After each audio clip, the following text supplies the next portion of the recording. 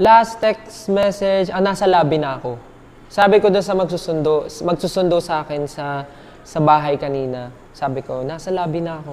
Oh! Last time you Actually, 2 days ago ata. Kasi parang, siguro na nabigla lang, na-overwhelm lang sa mga nangyayari, sabay-sabay. Parang daming blessings, then pagod, then di ako nakakatulog ng maayos. Then nami-miss ko pa yung family ko, tapos ang dami pang mga iniisip. So parang medyo medyo slight nagkaroon ako ng internal panic.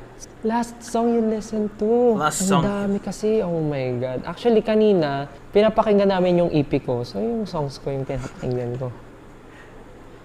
Skincare.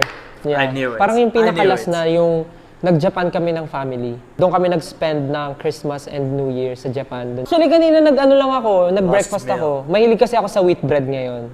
So every time na So nagbe-breakfast this is basically, you know, the last Q&A, I should call it. Last Q&A. ako, kumakain ako ng wheat bread, tapos kasabay nag-oatmeal ako. Kanino ba?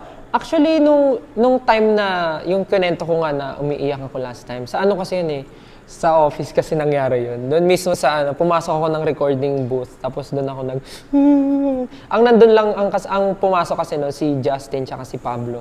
So, andun lang sila, parang sabi nila, anyari sa'yo? Ako, yun lang naman. Pero wala naman akong masyadong nasabi. Puro ganun lang.